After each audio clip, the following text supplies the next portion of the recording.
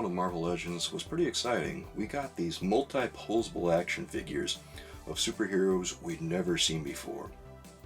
Well, and Toad, but 3 out of 4 ain't bad. There was an obvious theme to Series 1, the Avengers, although at the time in 2002, the Avengers movie hadn't come out yet, and Hulk was infrequently a member at best, but then there was the Ultimates comic, so I guess it was a theme? Well, regardless, Series 2 had a theme also. Fantastic Four. Now, you'd think that with only 4 figures to align, they just give us the whole Fantastic Four team, right? Wrong. You see, Toy Biz at the time had the mentality that the Marvel Legends line was going to be more adult-oriented, owing to the more grounded superhero films that were popular at the time, like X-Men and Spiderman and... yeah, real grounded. Anyway, because of this, we weren't getting Mr. Fantastic or the Invisible Woman, Sue Storm. And in their stead, we were getting Doctor Doom, which was pretty cool, actually. Respect. And the other figure was Namor the Submariner. Again, respect. But they chose to put him in this bizarre costume that he really wasn't known for. You know, the green underoos. I swear to God, I read in this issue of Toy Fair, or maybe it was an article, or maybe it was even Wizard, where Toy Biz said they were gonna not put Namor in his green underoos, instead put him in this full bodysuit right here, because they thought that the green underoos were too ridiculous and they wanted the line to be taken more seriously. Meanwhile, the Thing looks like he just went on a weekend bender when there was a full body costume they could have used for him too, so I can't make heads or tails of what the hell they were thinking at Toy Biz. So, with that, why don't we take a look at the line? So, looking at Namor here, it's a weird figure because it's not really what you would expect from Namor the Submariner, because, you know, when you think of Namor the Submariner, you think of the guy in the green trunks who swims and, you know, has little bird wings on his ankles, and, well, they're here, the bird wings on his ankles. But the figure is just a little disappointing, nevertheless. He's got his obscure costume here, and it doesn't really ring Marvel Legend. But that aside, look at his abs. I mean, he doesn't have any articulation in his abs, and it's kind of a downgrade from the first series. I think they were still in a transition period during this line, where they were trying to figure out what exactly to do with abdominal articulation. I mean, they figured it out pretty soon, but it's really obvious that here they didn't quite know what to do yet. And so it's just a big block, his abdominals are. So there's that. Also, his arms don't really go all the way down to his sides. They kind of stick out at a 45-degree angle. So that's a knock against him. It's just not really appealing. He doesn't have full range of motion, and I can't really get his arms to move all that well. And if I press too hard, it feels like his arms are going to break off, so that's really a bummer. I wish that this figure had more articulation in the shoulders, especially. And the skinny little arms are not really a problem because the elbow joints move fine.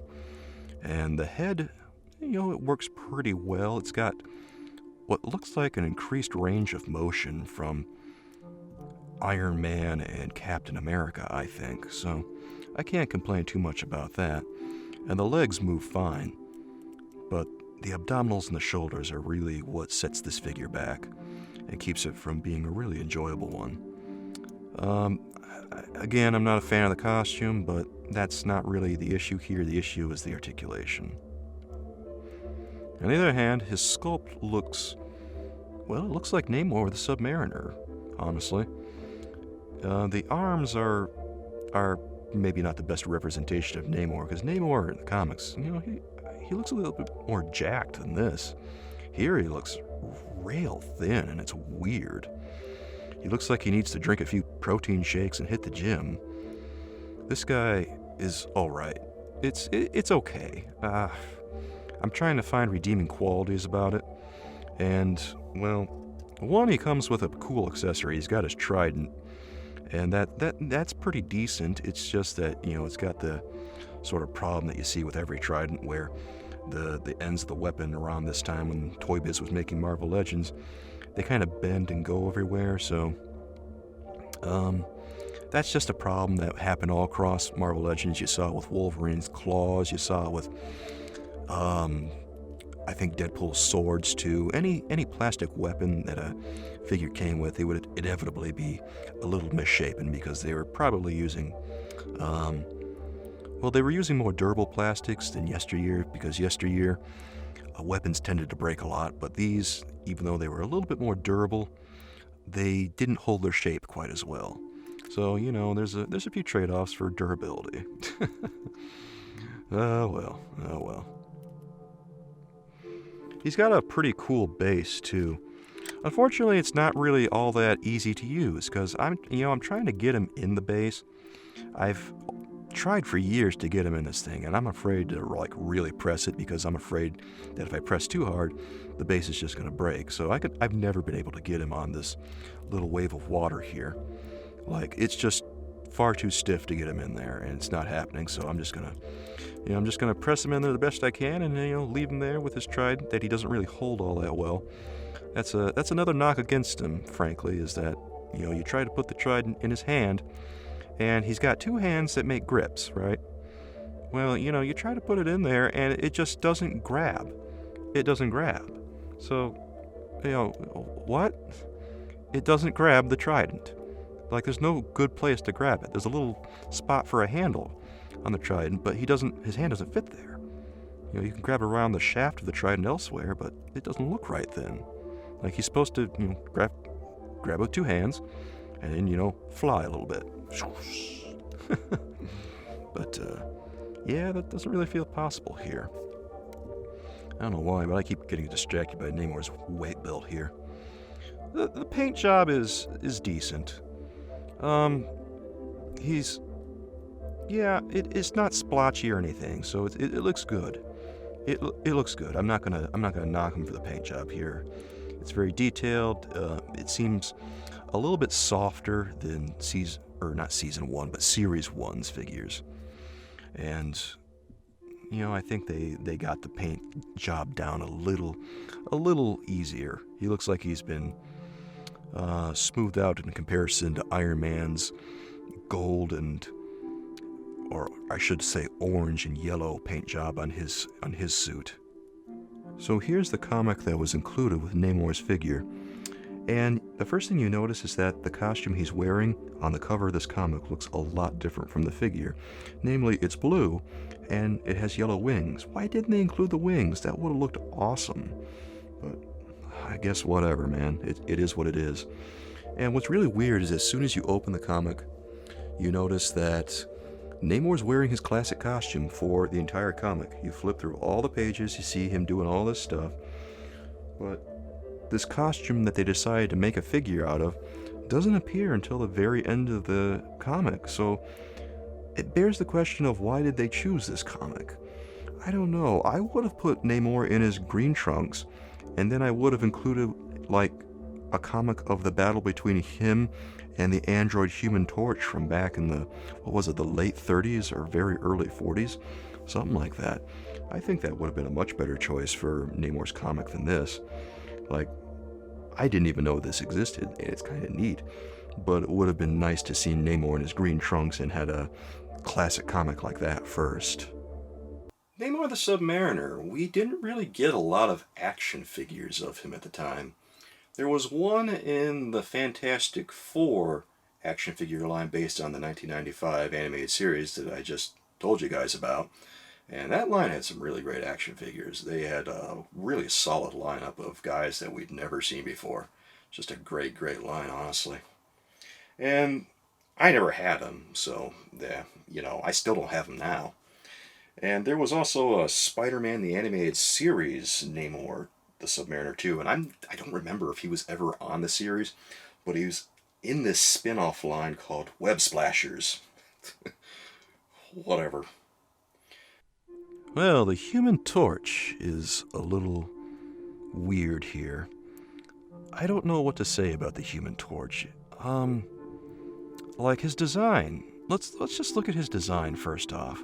He's got all these little lines that are supposed to indicate the fire, like it did in the comics, and I can't knock it at all because it looks exactly like the comics. So that's pretty cool. But the figure is a little disappointing. It suffers from the same issue as Namor in that his arms don't really go all the way down.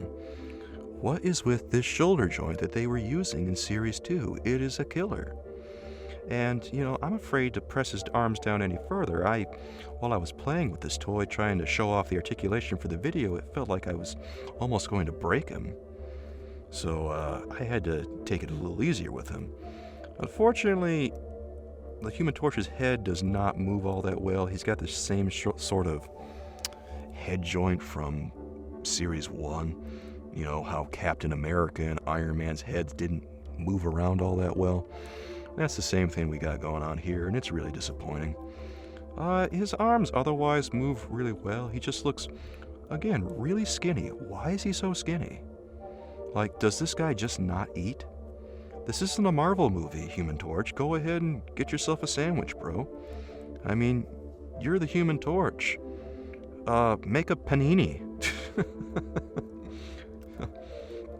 The little flame details on his legs and arms, they look good. And for some reason, his legs don't have as much mobility as like Namor's legs. They kind of stop at a weird angle at his crotch, and it doesn't make a lot of sense. It's I don't know what to make of this. And then there's this little spot on his back where he doesn't have any flame marks. What happened there? Did they just forget to paint him? This figure kind of feels like an afterthought. It's really disappointing to look at. Like, guys, what happened here?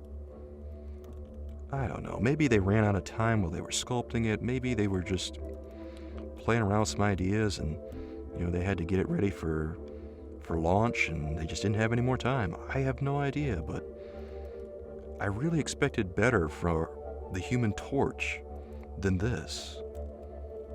At least his abs move, which is more than I can say for Namor or, frankly, Doctor Doom too, but we'll get to him in a second. His hands have these little grips on them. They don't make a lot of sense. They don't really grip anything. Well, the flame details look alright. I mean, it's got just the right amount of orange and red in there to make it look flamey. And it doesn't clash too much with the comics here. There's a little bit of, some airbrushing decals here where, it looks he looks a little bit more orange in some areas than others, and more red in other areas. So it's a nice little addition, and the lines that are all over him make it look a lot like he's, going flame on here. It's not really enough to save the figure. Overall, it's a pretty disappointing figure, and I expected more from this. This comic that came with the Human Torch is actually a really nice comic. It features mostly the Human Torch, as you might expect from a comic book that, features the Human Torch on the cover, but, it begins with a few preliminary plot points, and it gets right to the Human Torch flaming on. And when you see the Human Torch flame on in the comic, you notice that he has all those lines and flame bits like he does on the figure, so it actually presents a pretty faithful representation of the Human Torch in flame-on form. And when you get to a close-up image of the Human Torch in one of the panels, you even see the details on his lips and his eyes drawn by the artist. And so you just know that this is a really, really faithful representation of the Human Torch that's made in figure form. Even though, the figure is a little underwhelming in some areas, but still, the details are right on point, so I gotta give it credit for that. Real nice job on this figure, other than the actual structure of it. The detail is spot on. Like the other two, we got a Marvel Superheroes action figure, and then we got a Fantastic Four action figure. And for some reason, the Marvel Superheroes one was stiff as hell, just like the Thing. I don't know what was going on there, where we didn't get any elbow or knee articulation for the Thing. We didn't get it for the Human Torch. Hell, we didn't even get it for Mr. Fantastic, because, well, he had this action feature that allowed him to stretch. Funny enough, the only member of the Fantastic Four that had any elbow or knee articulation was Sue Storm, the Invisible Woman. That's hilarious. But at least the Human Torch came with a really neat fireball throwing action. Alright, here's where things perk up for the line. Now, the Thing here is, well, it's not like the best thing they could have given us, but it's a pretty decent thing. Now, if you look at the Thing's head, he's got pretty decent articulation. We're not playing with the head articulation that we get from later Marvel Legends figures, but we got something that's a little better. At least he can turn his head around completely, he can look up and down, and overall it's much more enjoyable. And this is the other figure from the line that actually has abdominal articulation of all the figures. You know, you think that they would have given Ben Grimm here like a solid torso joint, because with big figures, you know, once joints become all loosey-goosey, it becomes really tough to handle. But no, we got some ab articulation here, and that's cool. But he's also got these huge ball joints for his shoulders, and it looks really weird. But, you know, at least he can hug guys if he wants to. You know, crush them, do all that kind of fun big guy stuff, give him a bear hug, I guess you call it. Yeah, it's weird. He's only got single-jointed knees and elbows, so, you know, that's not my favorite thing in the world. I wish we could have gotten some double-jointed knees and double-jointed elbows, but I'm not going to complain too much because he still has a pretty decent range of motion. You know, he can turn his arms around and all that, and, you know, you can bear hug stuff. His legs, funny enough, at the hip, they don't splay out. They only go back and forward, which is really, really disappointing for a Marvel Legend. I mean, you know, you play with a Marvel Legend, and you expect a little bit something more than that. Now, that said, in later lines, they come up with a unique joint for this style of build, but we'll get to that when it gets there. Basically, what happens, and I'll just show you a brief picture of it, is that you still have the same kind of joint, but at the hip, there's a joint so that the leg can splay outward, spread out. So that's a nice addition that we didn't get here, unfortunately, but, you know, we still got the toe articulation, we still got enough articulation to make him move around a little bit. And he's got a lot of detail. Like, his paint job is outstanding, and he looks like the Thing. Like, you look at this figure and you say to yourself, that is the Thing. And thankfully, he does not look like the Thing figures of old. Boy, those were some bad figures back then. I mean, we only had so much to work with, you know. For some bizarre reason, they decided to go with bendy fingers on the Thing here, like they did Hulk in the first series of Marvel Legends. I don't know why they doubled down on the bendy fingers. If you look close, you can see the little holes where the wires get inserted to. And, geez, man, I don't like it. I wish they would have just given us plastic fingers. I'm guessing that, I don't know, they wanted us to they wanted us to be able to bend the fingers ourselves, I guess. Maybe they wanted us to make a grip or grab stuff, or, you know, I don't know what the intention here is. It's weird, and it's not very functional. I mean, if you've ever handled bendy things before, you know on toys it's just terrible because eventually they're gonna break off. So, yeah, whatever. Now, unfortunately, I don't have Ben Grimm's, or the Thing's, complete base here. Like, his base is pretty much just an alleyway wall that says Yancey Street Boys on it, and you can bust through it. So I don't have the whole thing, and I don't know where the last piece is, or the last two pieces, because there's a couple of pieces missing from this thing, and I really wish I could find them. I looked, honest, but I just couldn't find them. So, this is what I got for you, and, it's pretty cool. It's not gonna set the world on fire or anything, but it's nice to have something for the thing to interact with. You can pretend he's just like crashing through it and stuff, and make him look like a big brute. I've never known a thing to like just randomly crash through walls, but he can do it here if you really want him to. Previously, we got a really stiff version of the thing in the Cosmic Defenders line of Marvel superheroes that had no knee articulation. Like he was made by Kenner, and he was this weird piss yellow color. The Fantastic Four figure from the 1995 animated series was much better, and he had elbow, knee, waist articulation, and as an added bonus, he wasn't piss yellow. And now we have the star of the line, Dr. Doom. Dr. Doom, who has the distinction of being, well, the first major villain to get a Marvel Legend figure, and I'd say that sounds about right. Because if there's anyone that should get a Marvel Legend first, probably should have been him and not Toad. Toad has the distinction of being the first villain in the Marvel Legends line. Isn't that a trip? Toad. Well, I'm not going to harp on that too much. Dr. Doom is cool here. I mean, he doesn't have abdominal articulation, which is too bad. It's too bad. But otherwise, he's very posable. You can move him at the hips. He's not too restricted with his plastic tunic. The plastic tunic restricts his movement a little bit, but, it's not so bad that you're going to say to yourself, oh man, this is a terrible figure. You can make him walk, so his hips have enough movement to do that. And he's got double jointed shoulders, you can move his shoulders any way you want. You can twist his arms all around. And his hands actually grip stuff.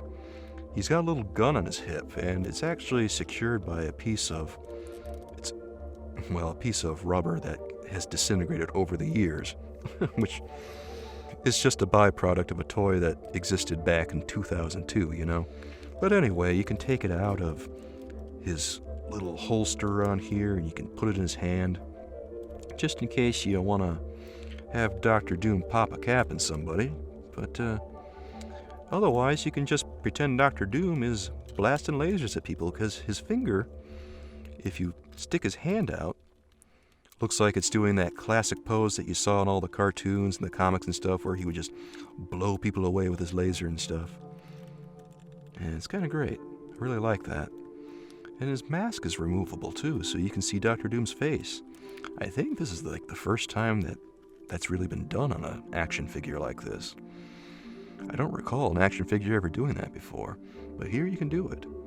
And it stays on pretty well, to be honest. Like, after you put it on, it doesn't come off all that easily. You have to really dig for it. And that's something I like about this figure. The mask stays on a little bit better than it did on Iron Man.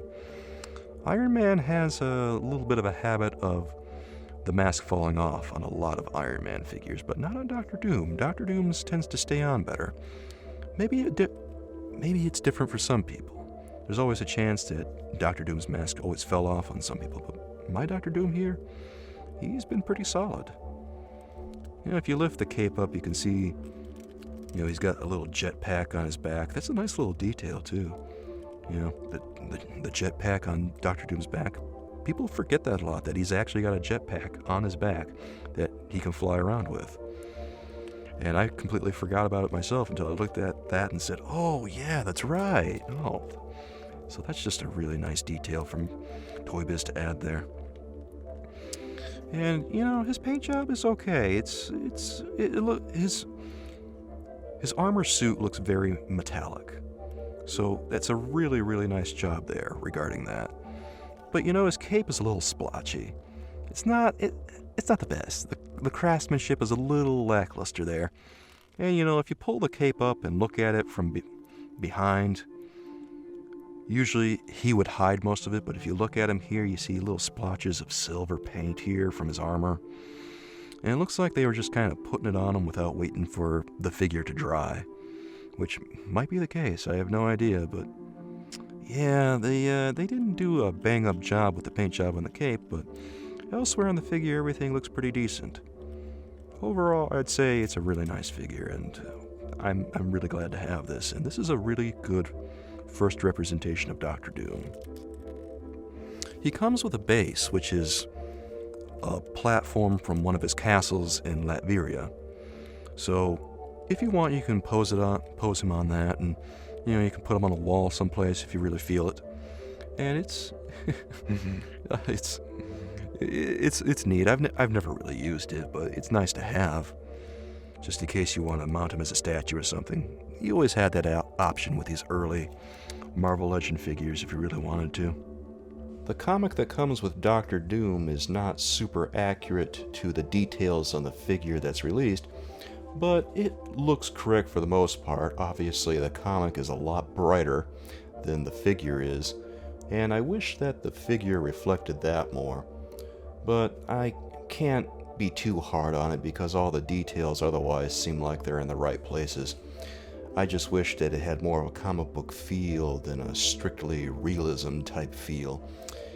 That said, the comic book does present a nice view of who Doctor Doom is as a character, so at the very least you'll get a feel for who he is as a villain, and not the standard big bad mad scientist type trope that you would expect from a guy like him. This was cool as shit when it came out. Before this, all we got were these other figures like a Secret Wars Doctor Doom, which was really lame because everybody in the line looked pretty much exactly the same. Then Toy Biz's Marvel Superheroes line introduced Doctor Doom as one of the first two villains. And I really want to like the figure because at the time it was really cool. But it had this weird arm drill action that was hard to use. And legs that didn't really move because his plastic tunic was in the way. Solid design, guys. Oh my god. There was a Fantastic Four figure that was much better, thank God. And his legs moved. And the tunic along with the legs, so one step forward, one step back. Still, this one was much better than the others, and at least his legs moved, thank God. So it wins by default, just for that reason alone. I swear to God, there was a story in the news at the time, and I'm pretty sure I read it in Toy Fair, that most of the Doctor Dooms in Series 2 were going to be Doombots. And the rationale for that was that in the comics, most of the Doctor Dooms that superheroes encounter are Doombots and not actually Doctor Doom. So we wouldn't know what we were getting until we opened our Doctor Doom toy and unmasked him. Well, that's not the way it happened when the toy was finally released. What really happened was that Doctor Doom was released in his human form. He was packaged perfectly fine, and then the Doombot was a variant. I'm thinking what happened is that after people heard about that, they probably bitched. So, I don't blame them because that's some bullshit right there. Now, in Series 2, there were 2 chase figures released. There was a re-release of Series 1 Hulk with a tattered shirt, and then there was the Thing in his trench coat from when he would go incognito in the comics. I bought these chase figures of Hulk and the Thing from a friend like 10 years ago. Admittedly, right now, I kind of hate the fact that they're still in the box because I like to take the toys out of the box and play around with them and stuff. It's just, I guess it's just the kid in me. I can't help it. So, it's torture looking at these 2 Hulk and Thing just sitting there in their plastic. Yep. Well, I think that's about it for Marvel Legends Series 2. Next time we're going to take a look at Marvel Legends Series 3. Of course. What else are we going to take a look at? Anyway, I'm really looking forward to that, and I really hope you enjoy this, and I hope maybe all this brought back a few memories of your own. Again, I really want to thank you for watching. Until next time, with love from me to you. Bye-bye.